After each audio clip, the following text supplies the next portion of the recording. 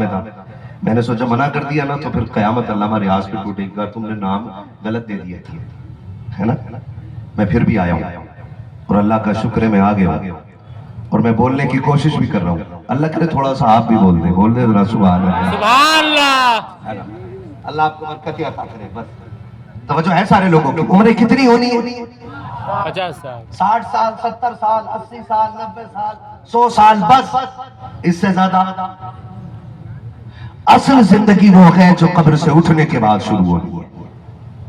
ایسے ہی اصل زندگی وہ ہے جو قبر سے اٹھنے کے بعد شروع ہونی ہے. یہ 60-70 سال تو گدڑیوں میں بھی کٹ جائیں گے، شاہی پوشاک میں بھی کٹ جائیں گے، یہ محلوں میں بھی کٹ جانے ہیں، یہ چھپر میں بھی کٹ جانے ہیں، یہ سونا کھا کے بھی کٹیں گے، اور یہ بغیر کھائے بھی کٹ جائیں گے.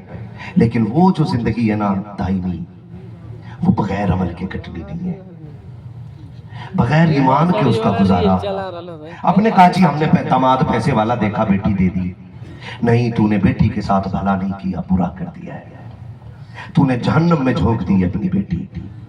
خدا کا واسطہ دیتا ہوں، اگر آپ کی برابری کا رشتہ نہ ملے تو بدعقیدوں میں جائے بغیر اپنے عقیدے کے کسی غریب کے ہاتھ میں بیٹی کا ہاتھ دے دینا.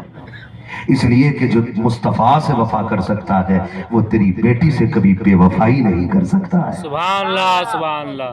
اس لیے کوشش کیجئے گا کہ ہمارے گھر کا داماد کبھی بدعقیدہ نہ ملے نہ ملے نہیں ہونا چاہیے، اور سوچنا چاہیے. کتنے لوگوں نے عمرہ کیا ہے؟ سبحان اللہ. اللہ سلامت رکھے جتنے ہاتھ اٹھ گئے. اللہ ہم سب کو بار بار حضور کے شہر کی حاضری نصیب فرما دے. سبحان اللہ. کوئی بتا سکتا ہے خاتون جنت کا مزار کدھر ہے؟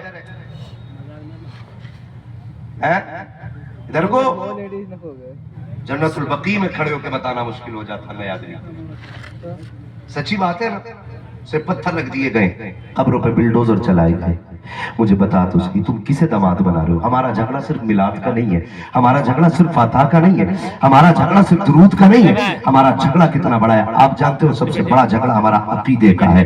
عقیدے کا اختلاف ہمارا سب سے بڑا ہے. بس میں اتنا کہنا چاہتا ہوں، آپ اس بات کو سمجھ لیجئے، جس قوم نے نبی کی بیٹی کی قبر پہ بلڈوزر چلایا ہو، سیدہ کائنات خاتون جنت کی قبر کو توڑ کر کے اس کو بلڈوزر سے برابر کیا ہو، اس گھر کے اس طرح کے لوگوں کو آپ اپنے گھر کا داماد بنانا پسند کرتے ہو، اپنی بیٹیاں ان کے گھروں میں دیتے ہو یا ان کی بیٹیاں لے کر کے آتے ہو. مجھے بتاؤ تو سکی کون سے دل سے کہتے ہیں مولویوں کا جھگڑا ہے، یہ جھگڑا مولویوں کا رقیق ہے، یہ عقیدے کا جھگڑا ہے. اور خدا کی قسم ہمارا جو جھگڑا ہے تو ہے اور قیامت تک رہے گا. ہم تو ڈنکے کی چوٹ پہ کہتے گئے، ہمارا کل بھی یہ اعلان تھا اور آج بھی ہے، جو نبی کا رقیق ہے وہ ہمارا رقیق ہے، جو نبی کا ہو جاتا ہے وہی ہمارا ہو جایا. یاد رکھیے گا خدا کے واسطے، اپنی بیٹی نے بدعقیدے کو دینی ہے اور نہ بدعقیدوں میں لینی ہے. کبھی کبھار چائے تو پی لیتے ہوں گے، اس لیے پی لی حضرت چائے.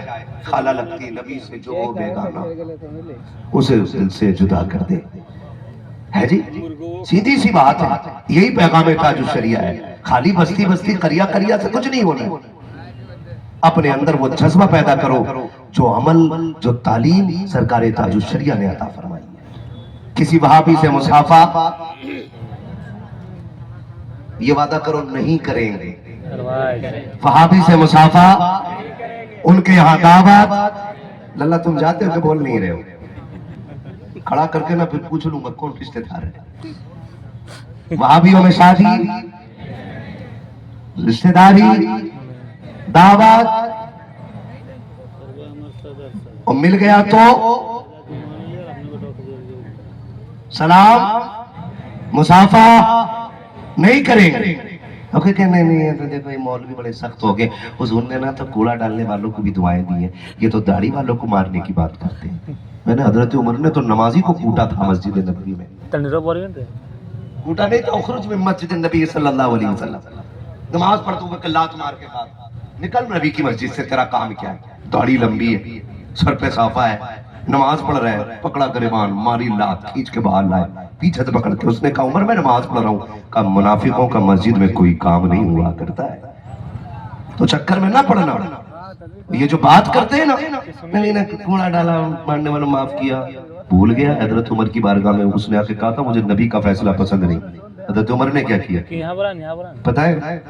تلوار نکال لی, کاٹ دی گردن. شور ہو گیا, لو عمر نے کلمہ پڑھنے والا مسلمان مار دی.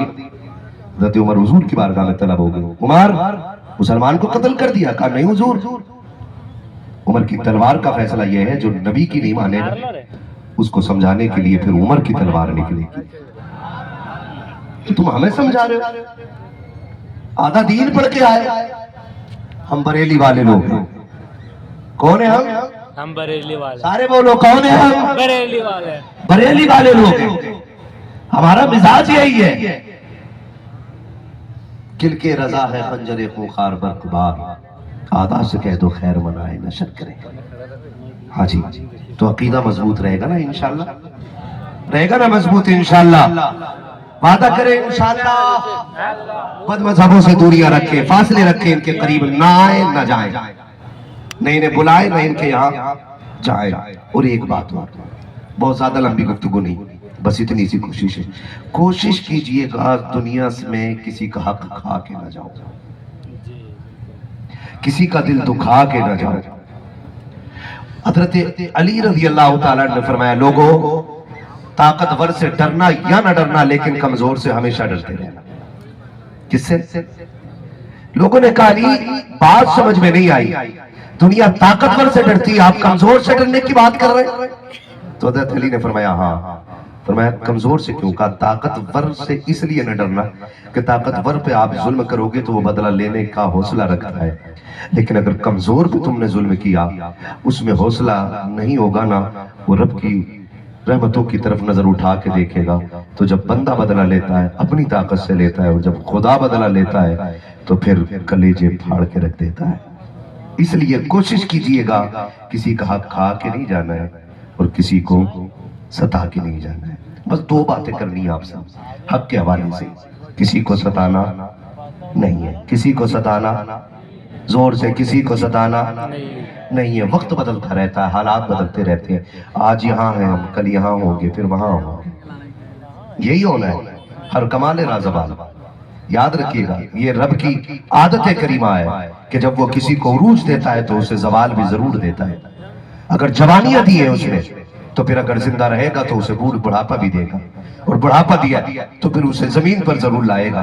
یہ اس کی شان کریمی ہے, عادت کریمہ ہے اس کی. تو اگر ہمیں اللہ آج عروج دے دینا تو اترانا نہیں, گھمنڈ نہیں کرنا ہے, پھر سب کو چٹکی میں پیس کے نہیں رکھنا ہے, سب کو مسل کے نہیں ڈالنا ہے.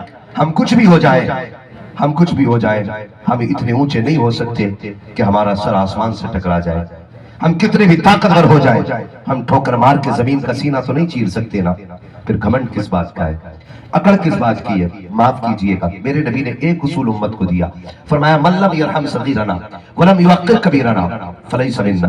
جو ہمارے چھوٹوں پہ شفقت نہ کرے, ہمارے بڑوں کا ادب نہ کرے, فرمایا وہ ہم میں سے نہیں ہے, وہ ہمارے طریقے میں سے نہیں ہے. اب ذرا مجھے بتایا جائے ہم میں سے کتنے لوگ اس نبی کے فرمان پہ عمل کر رہے ہیں؟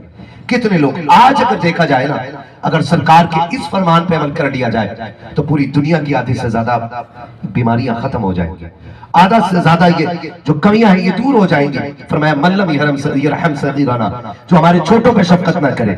آج مجھے بتاؤ تو صحیح, چھوٹا غلطی کر دے تو بڑا اس پہ شفقت کرنے کو تیار کب ہے؟ اگر ٹھوکر لگ جائے, پٹاک سے تھپڑ لگ جاتا ہے, کہ تیری ہمت کیسے ہوئی؟ تجھے شرم نہیں آتی ہے؟ تجھے دکھتا نہیں میں بڑا ہوں, میں بڑا ہوں, میرے سامنے آگے بڑھ گیا؟ ہم یہ کہہ کے چھوٹوں کو ذلیل کر دیتے ہیں وَلَمْ يُوَقِّرْ كَبِيرَنَا فَلَيْسَ مِنَّا, اور بڑوں کا ادب نہ کرے. پھر چھوٹوں نے بھی ادب کہاں کیا؟ اگر کوئی بڑا کسی چھوٹے کو ڈانٹ دے نا, بڑا بھائی چھوٹے بھائی کو ڈانٹ دے, کہتا ہے زبان سنبھال کے بات کرنا, تم عمر میں بڑے ضرور ہو لیکن میں اتنا چھوٹا نہیں ہوں کہ تم کچھ بھی کہہ کے گزر جاؤ. خدا کا واسطہ دے کے کہتا ہوں, اکثر اگر آپ چھوٹے ہیں اور آپ کی جیب پہ قلم لگ کے آئے نا تو یہ آپ کی محنت کی بدولت نہیں, یقیناً اس کے اندر بھی بڑے بھائی کی محنتیں شامل ہوں گی. ہم اپنے بڑے بھائیوں کو پیر کی جوتی بنا دیتے ہیں. مجال ہے اگر کسی کے کندھے پہ 3 اسٹار آ جائے تو وہ چھوٹے بھائی کو عزت کی, بڑے بھائی کو عزت کی نگاہ سے دیکھنے کو تیار نہیں ہو.